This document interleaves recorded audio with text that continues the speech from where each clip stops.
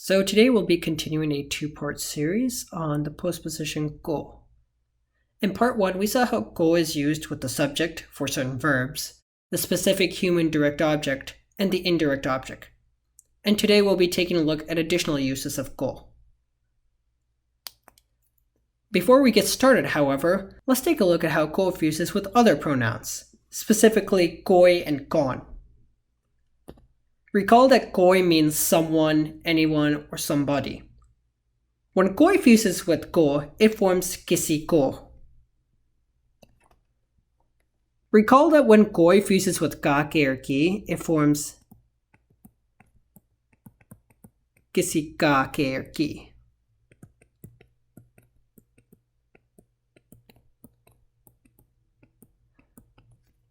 So goi's fusion with go is really similar to its fusion with ga ke or ki. Also recall that go has different meanings depending on its usage. If it's being used with the indirect object, go means to.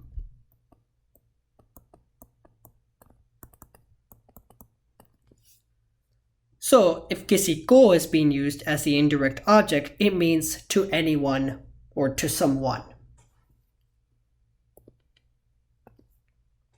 Recall that when we were considering gon fusions with ga ke and ki, we had to consider whether gon was being used as a singular pronoun or plural pronoun. Likewise, when gon fuses with go, there's a distinction when the singular gon fuses with go and when the plural gon fuses with go. When the singular gon fuses with go, it forms kisko or kise.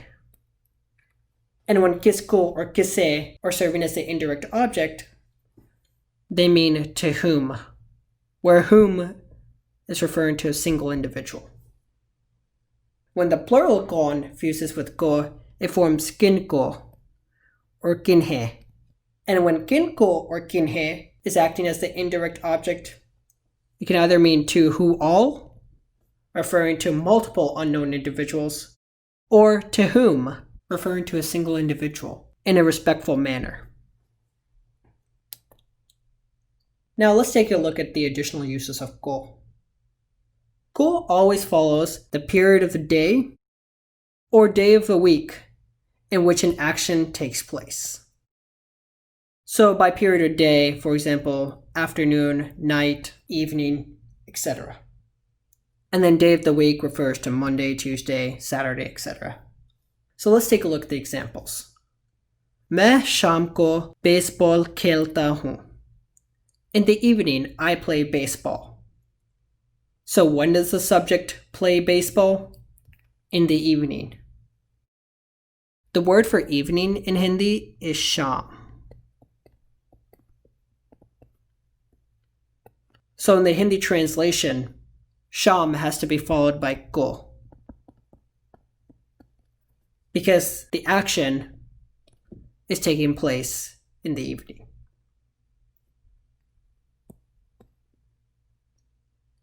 वो बुधवार को दफ्तर जाती है. She goes to the office on Wednesday. So when does she go to the office? On Wednesday.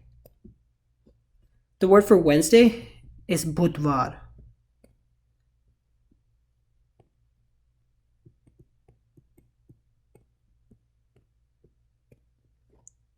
So in the Hindi translation, budvar has to be followed by go, since it's indicating the day of the week when the action occurs. So just to reiterate, we only use go after the period of the day or the day of the week in which an action occurs. However, there is an exception. When an action occurs in the morning and you use subah, you do not need to use ko. So let's take a look at this example. हम सुबह school के लिए तैयार होते हैं. We get ready for school in the morning. When do we get ready for school? In the morning. And subah means morning. However, in this case, since we're using subah, we do not use ko. If we had said we get ready for school in the evening, we just saw that evening meant sham.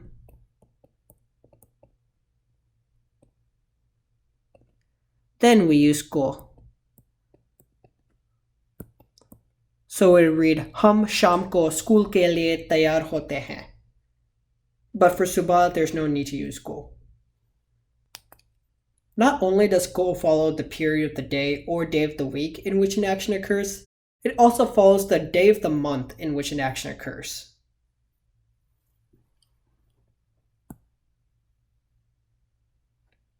So let's take a look at the example.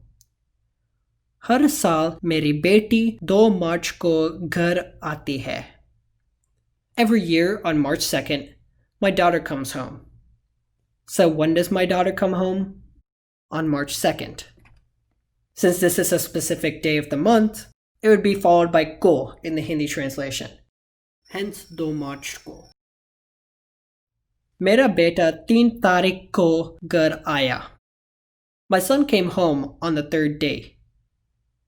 So तारीख means date, as in date of the month. So when did my son come home?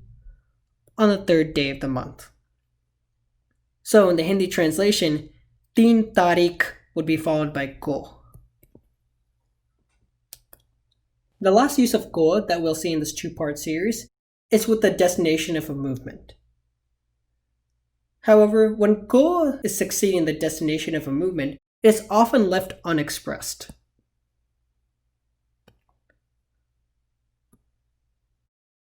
So what is the destination of a movement? Well, the destination of a movement can be figured out from a sentence by asking the question, action where? So let's take a look at an example to help illustrate this. Class के बाद मैं घर आता हूँ. After class, I come home. So let's determine the destination of motion in this sentence. After class, I come where? I come home. So this is the destination of our movement. And so in the Hindi translation, ghar would be followed by ko. However, this ko is unexpressed. Hence why we read it as class ke baad main ghar aata hoon and not class ke baad main ghar ko aata hoon. Let's look at the second example. हर महीने मेरी माँ इस देश जाती हैं. Every month my mother goes to this country. My mother goes where? To this country. So in the Hindi translation, this country would be followed by ko. However, notice something. We used is in this case. Is, if you recall, is the postpositional form or the oblique form of the pronoun ye. Why did we use is instead of ye? Well, although ko is unexpressed in this sentence, it's still acting like a postposition. So that means the destination of motion is in the oblique form. And since the destination of motion is this country, we have to write it in the oblique form, which is desh. So just to reiterate, the destination of motion is followed by an unexpressed ko. So when we read the sentence, we do not read out ko. When we write the sentence, we do not write ko. However, ko is still exerting its influence as a postposition, so we still have to write the destination of motion in an oblique form or in a postpositional form. Hence why in the second example we wrote is desh and not ye desh. There is an exception. If the destination of motion is a person, we do not use ko. We use ke paas. And ke paas is actually expressed in contrast to the unexpressed ko. So let's look at an example. मैं doctor के पास जाती हूँ. I go to the doctor. So what is the destination of motion? Let's ask, go where? To the doctor. Doctor is a person, so we'd use ke paas in the Hindi translation. Now let's look at the second example, which is a bit different. मैं doctor के दफ्तर जाती हूँ. I go to the doctor's office. Where do I go? To the doctor's office. So not to a person, but to a person's office.